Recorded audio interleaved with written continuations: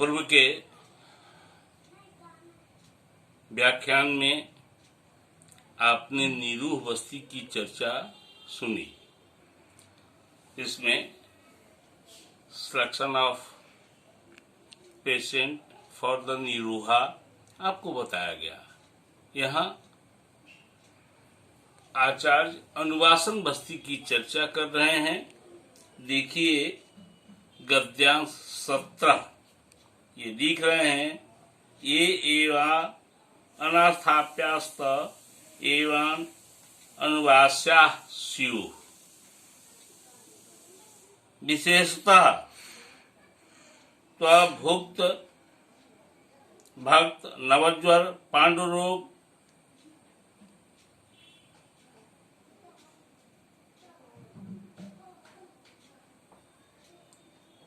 इत्यादि से वर्णित गद्यांश को देखें, जिसका भावार्थ ही मैं सीधे कर देता हूं।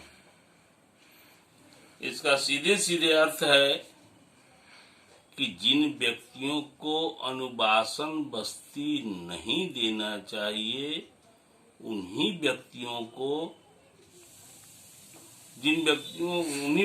के तरह, जिन्हें अनुवासन बस्ती नहीं देना चाहिए, उन्हीं व्यक्तियों की तरह निरूह बस्ती में जो बातें बताई गई हैं, उसी के तरह यहाँ अनुवासन बस्ती में भी वर्जित किया गया है। विशेषकर जो व्यक्ति भोजन न किए हों उन्हें, तथा नवज्वर, पांडुरोग, कामला, प्रमेह, अर्श, प्रतिशाय,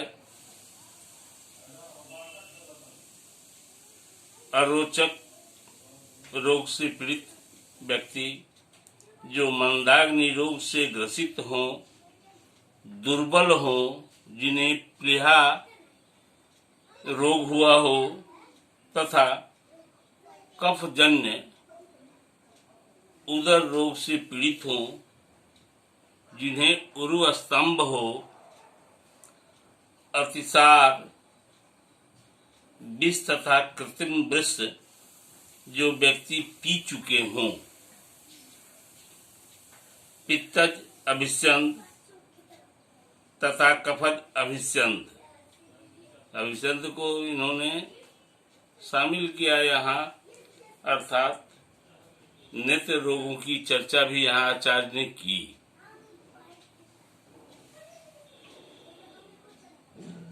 जिनका कोष्ठ भारी हो, तथा जो व्यक्ति श्रीपद रोग, गलगंड, अपची रोग से पीड़ित हों, तथा जिनके उदर में कृमि उपद्रव हो, उन्हें अनुवासन बस्ती नहीं देना चाहिए। आइए गद्यांश 18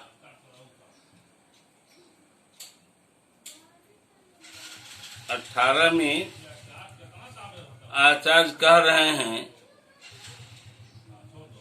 कि जिन कारणों को मैं बताया कि इन रोगों में अनुवासन बस्ती नहीं देना चाहिए, उन्हें क्यों अनुवासन बस्ती नहीं देना चाहिए, इसकी चर्चा कर रहे हैं, उस कंडीशन को बता रहे हैं।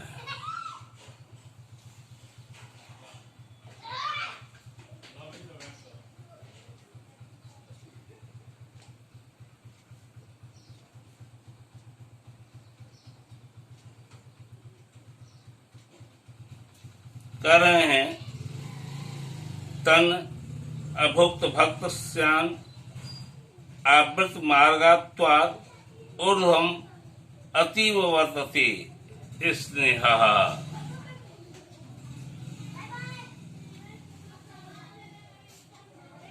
इस बस्ती को आचार्य कह रहे हैं कि कुछ खाने के बाद ही देना चाहिए, क्योंकि भोजन कर लेने पर स्रोत जो होते हैं वो आवृत होते हैं। यदि यह आवरण नहीं रहे तो अनुवासन बस्ती स्नेह बस्ती है और स्नेह ऊपर की ओर चले जाते हैं। दूसरा इन्होंने मना किया कि नवज्वर, पांडुरोग, कामला तथा प्रमेह से पीड़ित रोगियों में अनुवासन बस्ती देने पर दोष उभर कर उदर रोग उत्पन्न कर देते हैं, इसीलिए यहाँ अनुवासन बस्ती मना किया गया है। अर्श रोग से पीड़ित रोगियों में अनुवासन बस्ती देने पर अर्शांकुर गीला हो जाते हैं, उनसे साव उत्पन्न शुरू हो जाता है और अगवान उत्पन्न हो जाता है, इसलिए अर्श में आचार्य ने मना किया। अरोचक आतस्या के बारे में कह रहे हैं कि जो रोगी अरोचक रोग में अनुवासन बस्ती ले लेते हैं, उनकी भोजन की इच्छा प्रायशः समाप्त हो जाती है। अतः अरोचक रोगी में भी आचार्य ने मना किया अनुवासन बस्ती लेने के लिए। मंदाग्नि रोग और दुर्बल व्यक्तियों में यदि अनुवासन बस्ती का प्रयोग कर दिया जाए तो अग्नि और मंद हो जाती है। प्रतिस्याय में, प्लीहा आदि रोग में यदि अनुवासन बस्ती दिया जाए तो इन रोगों में पहले से ही दोष बहुत बढ़े रहते हैं। उनमें अनुवासन बस्ती का यदि प्रयोग करेंगे आप तो दोष विकृत होकर और बढ़ जाते हैं, उनकी वृद्धि हो जाती है। इसलिए बताए गए उपरोक्त रोगों से पीड़ित व्यक्तियों में अनुवासन बस्ती का प्रयोग मना किया गया है। देखिए गद्यांश 19, इस गद्यांश में आचार्य अनुवासन बस्ती के योग्य रोगियों की चर्चा कर रहे हैं। ये एवास्थाप्यस्त एवानुवास्या विशेषस्तु रोग तीक्ष्ण अग्नेय केवल बात रोगार्ता इत्यादि का करके यह 1.5 लाइन का गद्यांश है। इसमें आचार्य कह रहे हैं कि जिन व्यक्तियों को निरूह बस्ती दी जाती है उन्हीं व्यक्तियों को अनुवासन बस्ती भी देना चाहिए। उसे रुक्ष शरीर वाले, तीक्ष्ण जठराग्नि वाले तथा केवल वात रोगों से जो पीड़ित हों उन्हें अनुवासन बस्ती देना चाहिए, इसलिए कि स्नेह रुक्षता को समाप्त करता है। वात का गुण रुक्ष है। अतः वर्णित अवस्था में अनुवासन बस्ती का प्रयोग करना चाहिए। आचार्य ने यहाँ एक उदाहरण दिया है।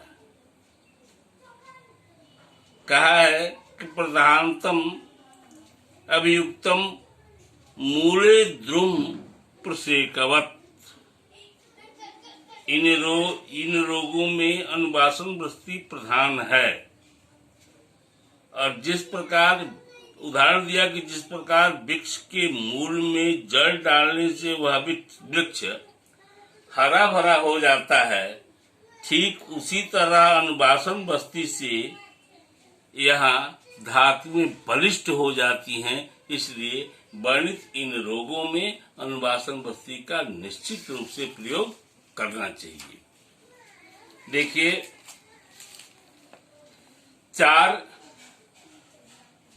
पंचकर्म की अवस्थाओं का कर्मों का वर्णन यहाँ आचार्य ने किया, जिसको आप सुने। बमन, विरेचन, निरूह बस्ती और अनुवासन बस्ती। आइए 5वां कर्म शिरोविरेचन है, इस पर ध्यान देते हैं। देखिए 20वां गद्यांश।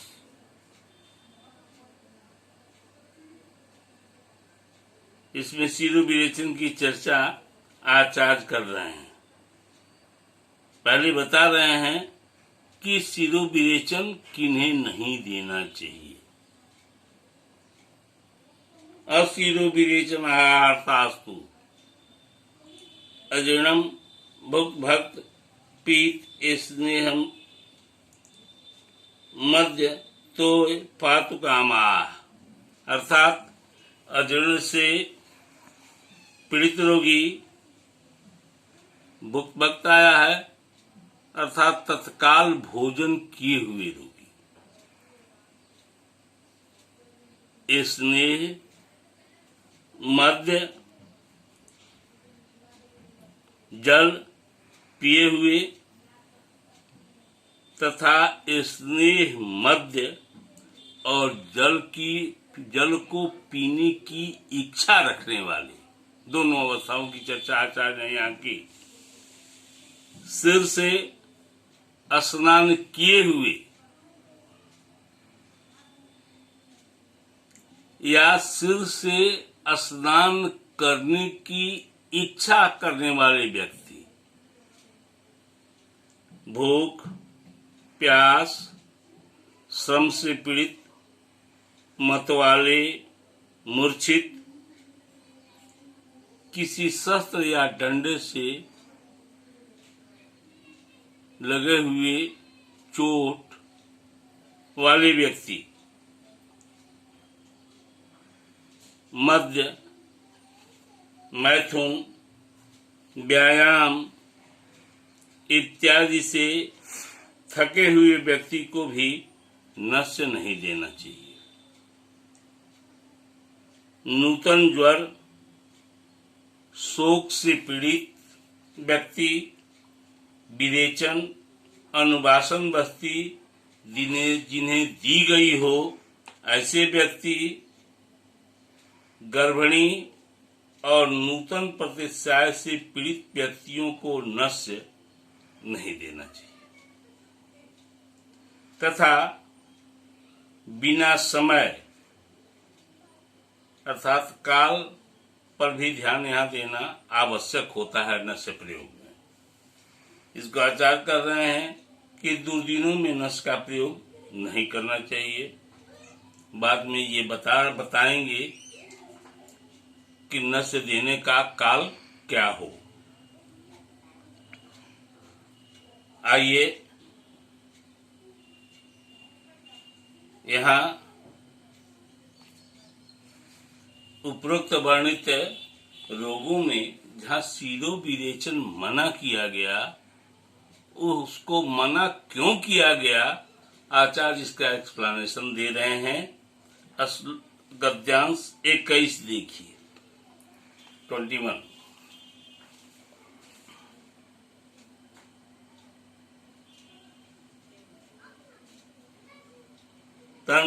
तत्रा अजीर्ण भुक्त भक्तयोर दोष ऊर्ध्वानि श्रोतांशावृत्य काश श्वास सर्दी प्रत्याय जनयेत, अर्थात अजीर्ण से पीड़ित तत्काल भोजन किए हुए व्यक्तियों में नस्य के प्रयोग से दोष ऊर्ध्वा स्रोतों में चले जाते हैं और इसके साथ साथ काश, श्वास, वमन व प्रतिशय रोग को उत्पन्न कर देते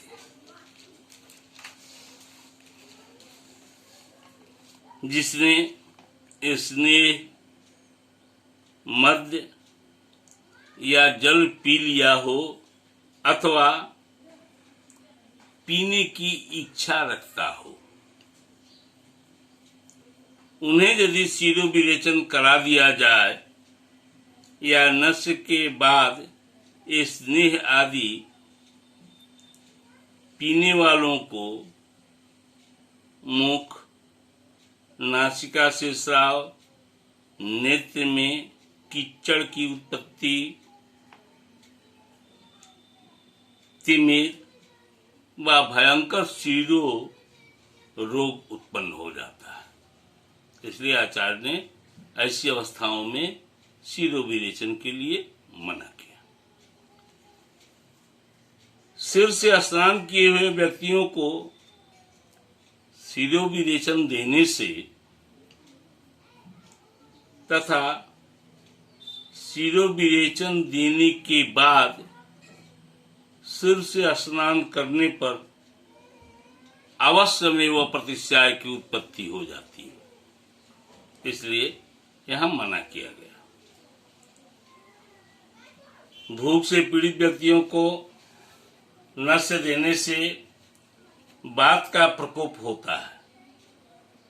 तृष्णा से पीड़ित व्यक्तियों को नस्य देने से प्यास की वृद्धि या मुखशोष हो जाता है। श्रम से पीड़ित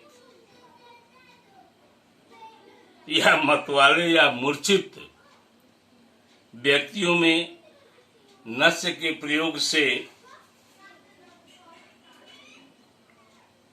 वही रोग होते हैं जो दोष निरूह बस्ती में बताए गए हैं।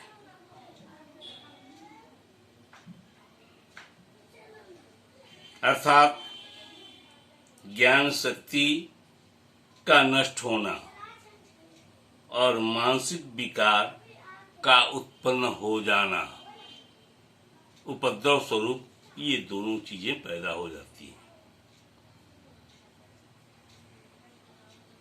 शस्त्र तथा डंडे आदि के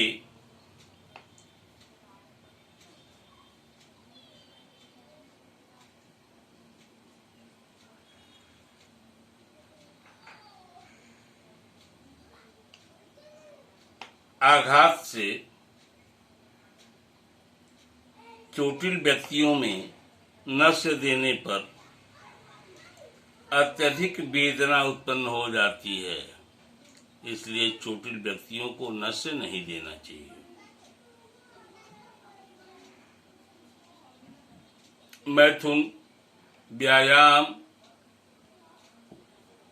व मद्यपान करने से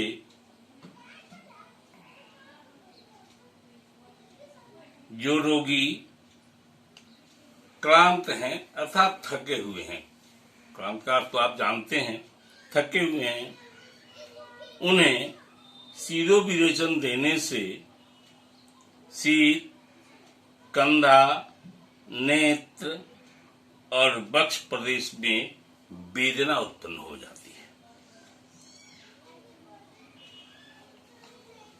नवज्वर व शोक से पीड़ित व्यक्तियों में शिरोविरेचन देने से बढ़ी हुई ऊष्मा नेत्र नाड़ी का अनुसरण करती है और वह तिमिर रोग व ज्वर की वृद्धि कर देती है। इसलिए यहाँ आचार्य ने इन अवस्थाओं में भी नस्य को वर्जित किया है। विरेचन के बाद शिरोविरेचन देने से वायु इंद्रियों का नाश कर देती है, इसलिए विरेचन के सद्य बाद नस्य का प्रयोग वर्जित है। अनुवासन बस्ती के बाद शिरोविरेचन देने से प्रकुपित कफ, तैल से कफ की वृद्धि होती है, उसका एक्सप्लेनेशन दे रहे हैं आचार्य। अर्थात अनुवासन बस्ती के बाद सीरो विरेचन देने से प्रकोपित कफ सिर में भारीपन, खुजली और कृमि रोग को उत्पन्न कर देता है। आइए आचार्य एक अच्छे कंडीशन की चर्चा यहाँ कर रहे हैं।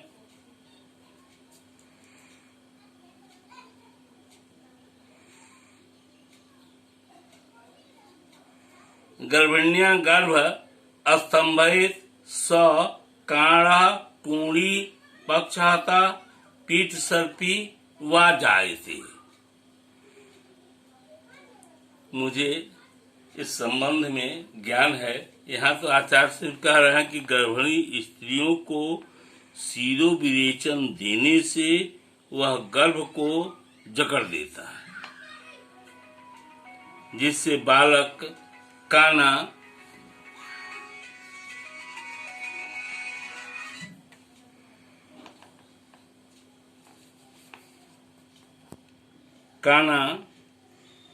मूर्ख, कुणी का अर्थ यहाँ मूर्ख है,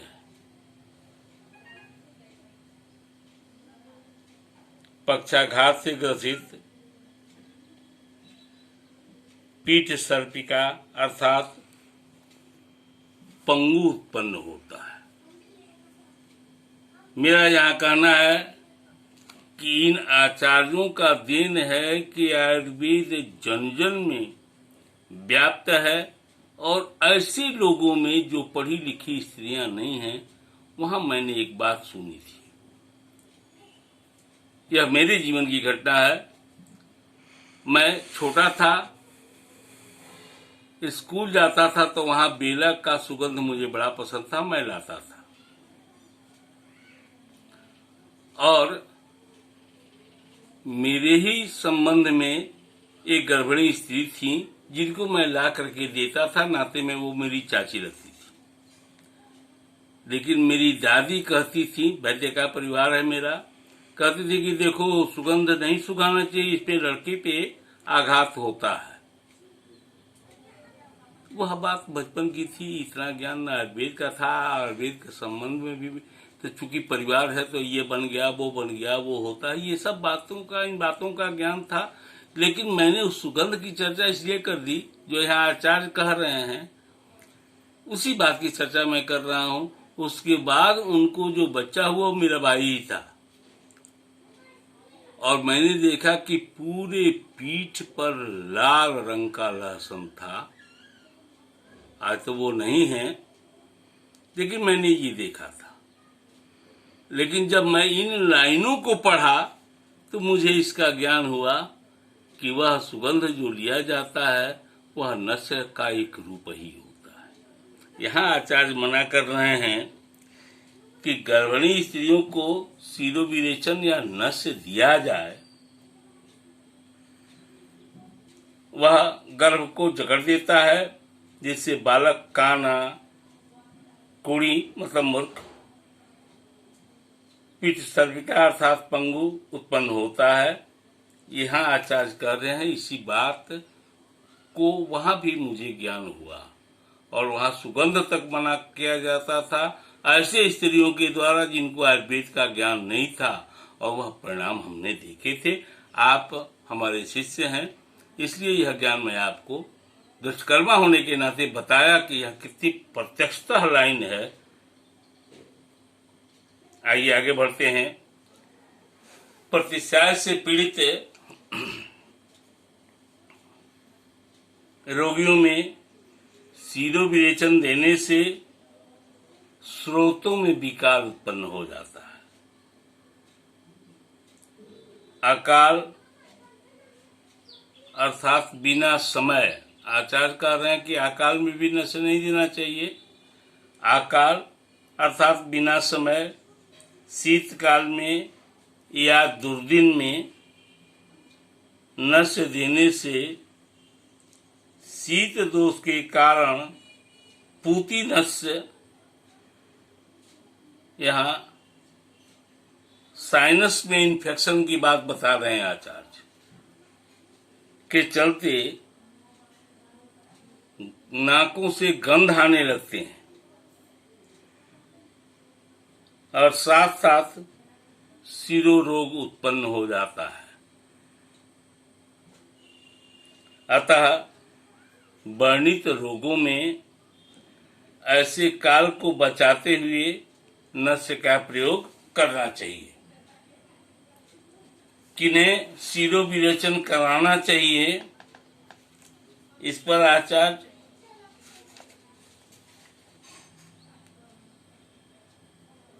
22वें गद्यांश में कह रहे हैं, शेषास्त्वरहा विशेषस्तु तस्तु शिरो दंत मन्यास्तंभ गल हनुग्रह पीनस गलसुंडिका इत्यादि रोगों में इसे कराना चाहिए शिरो विरेचन। यह आचार्य बता रहे हैं कि जिन व्यक्तियों को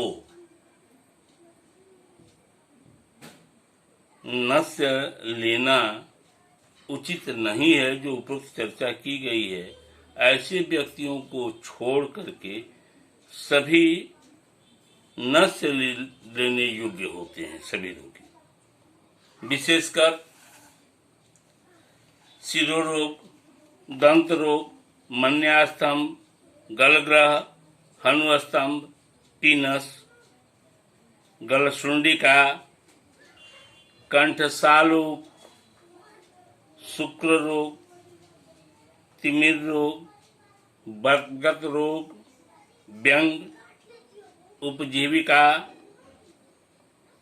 अर्धावभेदक, ग्रीवा, कंधा, अंश, मुख, अंश का अर्थ अंश फलक से है, नासिका, कान, नेत्र और सीधा कपाल के रोग।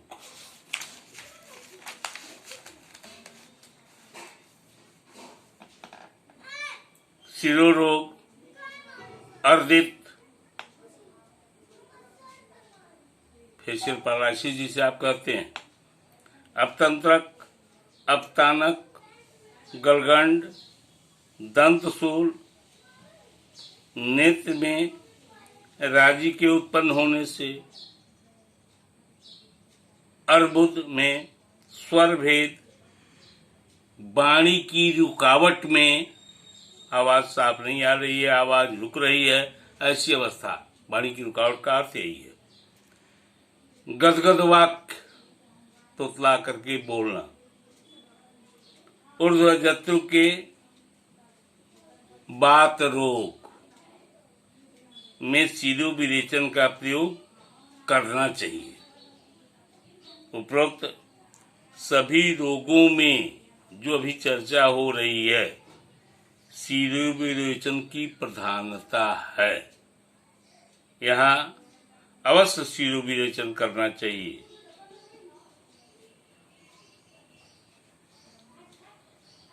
यहाँ आचार्य कर रहे हैं कि नस सिर में प्रविष्ट होकर शिरा प्रदेश में रोगों को इस प्रकार दूर करता है। यह उदाहरण है। उदाहरण यह है कि मुंजादिशिका मीव साक्तम केवलम, जैसे मूंज से पत्ते हटा देने के बाद सींक को अलग कर दिया जाता है, उसी तरह से नस्य इन रोगों को अपने प्रभाव से अलग कर देता है। यह उदाहरण दिया आचार्य ने। अब नस्य देने के काल पर चर्चा आचार्य कर रहे हैं कि प्राविट शरद बसंते एतवात्यायिकेषु रोगेषु नावनं कुर्यात् कृत्रिम गुणोपधानात् ग्रीष्मे पूर्वाह्ने शीते मध्याह्ने वर्षासु दुर्दिने चेति, अर्थात सामान्यतः देखिए 23वां गद्यांश, प्राइवेट शरद व बसंत ऋतु में नस्य का प्रयोग करना चाहिए। यदि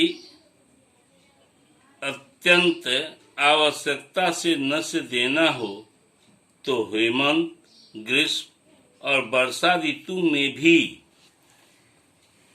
ऋतुओं के प्रभाव को कृत्रिम रूप से बनाकर या उस एटमॉस्फेयर को बदल करके कृत्रिम रूप से नष्ट कर्म किया जा सकता है।